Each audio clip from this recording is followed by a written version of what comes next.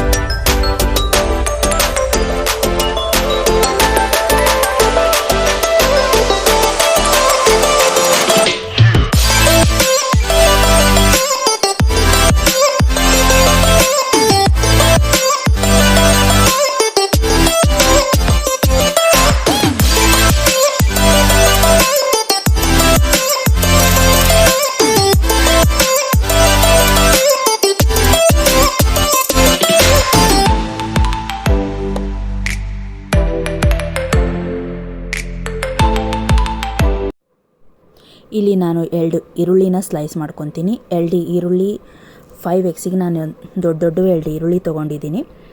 ಇದು ದೊಡ್ಡದಾಗಿ ಕಟ್ ಮಾಡ್ಕೊತೀನಿ. ನನ್ನ ಹತ್ರ ಮ್ಯಾನ್ಯಲ್ ಚಾಪರ್ ಇದೆ ಸಣ್ಣದಾಗಿ ಹೆರ್ಚೋಕ್ಕೆ. ನನಗಷ್ಟು ಸಣ್ಣಾಗಿ ಹೆರ್ಚೋಕ್ಕೆ ಬರೋಲ್ಲ. ಹಾಗೆ ಹಸಿಮೆಣ್ಸಿನ್ಕಾಯಿ ಒಂದು 4-5 ತೊಗೊಂಡಿದ್ದೀನಿ. 4-5 ತೊಗೊಂಡ್ಮೇಲೆ ಇವೆರಡೂ ಸೇರಿ ಚಾಪರ್ ಒಳಗೆ ಯೂಸ್ ಮಾಡಿ ಕಟ್ ಮಾಡ್ತೀನಿ. ಯಾಕಂದರೆ ಸಣ್ಣದಾಗಿ ಚಾಪರ್ ಕಟ್ ಮಾಡೋದು ಎಲ್ಲರಿಗೂ ಸಾಧ್ಯ ಇಲ್ಲ. ಹಾಗಾಗಿ ನಾನು ಅಷ್ಟು ಫೈನಾಗಿ ಚಾಪ್ ಮಾಡಲ್ಲ. ಹಾಗಾಗಿ ಮ್ಯಾನ್ಯಲ್ ಚಾಪರಿಂದ ಫೈನಾಗಿ ಅದು ಕಟ್ಟಾಗತ್ತೆ.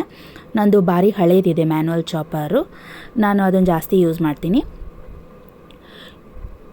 ಈ ಚಾಪರ್ ಒಳಗೆ ಹಾಕಿ ಎಲ್ಲವೂ clockwise anticlockwise ಎರಡೂ ಡೈರೆಕ್ಷನ್ ಒಳಗೆ ಫೈನಾಗಿ ಇದು ಮಾಡಬೇಕು.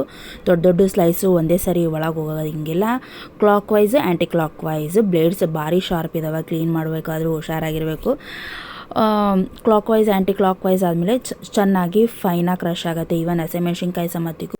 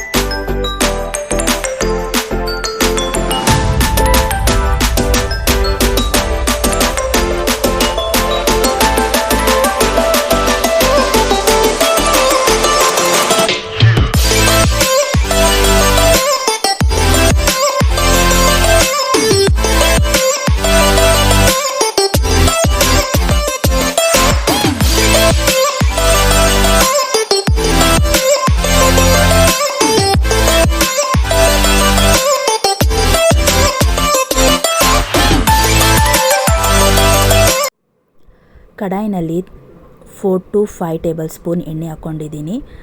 ಮತ್ತು ಫೈನಾಗಿ ಇಟ್ಕೊಂಡಿರೋ ಈರುಳ್ಳಿ, ಹಸಿಮೆಣ್ಸಿನ್ಕಾಯಿ ಹಾಕ್ಕೊಂಡು ಚೆನ್ನಾಗಿ ಫ್ರೈ ಮಾಡಬೇಕು. ಅದರ ಹಸಿಮೆಣ್ಸಿನ್ಕಾಯಿ ಹೋಗೋವರೆಗೂ. ಹಾಗೆ ಶುಂಠಿ ಬೆಳ್ಳುಳ್ಳಿ ಪೇಸ್ಟು ಹಾಕ್ಕೋಬೇಕು. ಒಗ್ಗರಣೆಗೆ ಸ್ವಲ್ಪ ಜೀರಿಗೆ ಹಾಕಿದರೆ ಸ್ವಲ್ಪ ಟೇಸ್ಟ್ ಇರುತ್ತೆ. ಹಂಗೇನೂ ಫ್ರೈ ಮಾಡ್ಬೋದು, ಪರವಾಗಿಲ್ಲ. ಸ್ವಲ್ಪ ಕೆಂಪದಾಗೋವರೆಗೂ ಬಾಡಿಸ್ಕೋಬೇಕು. ಇದಕ್ಕೆ ಟೊಮಟೊನೂ ಹಾಕ್ಕೋಬೇಕು.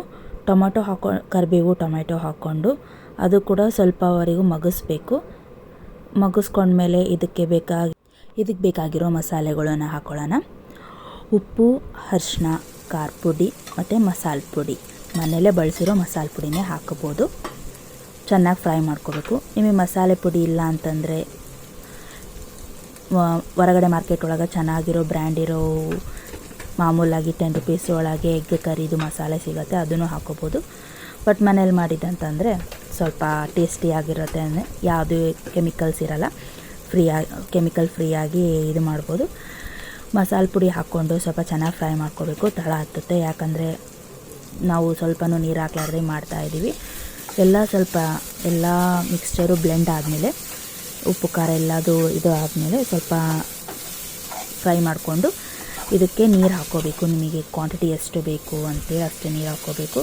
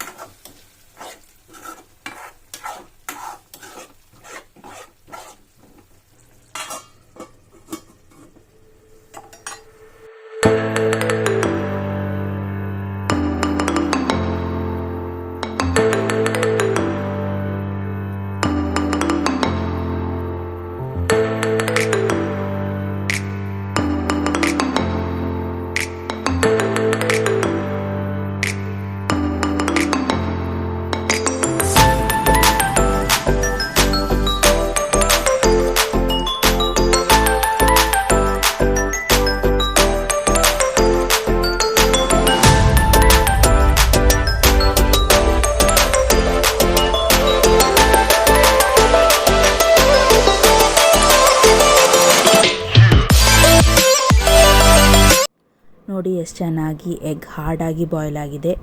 ನಾವು ನೀರಿನ ಒಳಗೆ ಎಷ್ಟು ಚೆನ್ನಾಗಿ ಕುದ್ದಿರುತ್ತೋ ಮಾಮೂಲು ಒಳಗೆ ಸ್ಟೀಮ್ ಒಳಗೂ ಇಷ್ಟೇ ಚೆನ್ನಾಗಿ ಕುದ್ದಿರುತ್ತೆ. ಇದನ್ನೆಲ್ಲ ಒಂದು ತತ್ತಿ ಒಳಗೆ 2 ಭಾಗ ಮಾಡಿ ಅದಕ್ಕೂ ಸರಿಯಾಗಿ ಕೋಟಿಂಗ್ ಆಗಂಗೆ ಸ್ವಲ್ಪ ಫ್ರೈ ಮಾಡಿ ಮುಗೀತು. ನನ್ನ ಎಗ್ ಕರಿ ಮುಗಿದಿದೆ, ಭಾರಿ ಸಿಂಪಲ್ಲಾಗಿ. ಉಪ್ಪಿನಕಾಯಿ, ವೈಟ್ ರೈಸ್, ಎಗ್ ಕರಿ, ಇದು ನನ್ನ ಕಾಂಬಿನೇಷನ್. ನಿಮ್ಮ ಕಾಂಬಿನೇಷನ್ ಏನಂದು ಕಮೆಂಟ್ ಒಳಗೆ ತಿಳಿಸಿ. ನಾ ಅನ್ಕೊತೀನಿ ನನ್ನ ವ್ಲಾಗ್ ಇವತ್ತು ಇಷ್ಟ ಆಗಿದೆ. ಸಿಂಪಲ್ ಎಗ್ ಕರಿ ಯಾರಾದರೂ ಮಾಡ್ಕೋಬೋದು, ಚಪಾತಿಗೂ ಮಾಡ್ಕೋಬೋದು, ಪ್ಲೇನ್ ರೈಸಿಗೂ ಮಾಡ್ಕೋಬೋದು. ಕ್ವಿಕ್ಕಾಗಿ ಆಗುವಂಥ ಒಂದು ಅಡಿಗೆ. Thank you for watching. Please to subscribe, share and like the video. Thank you.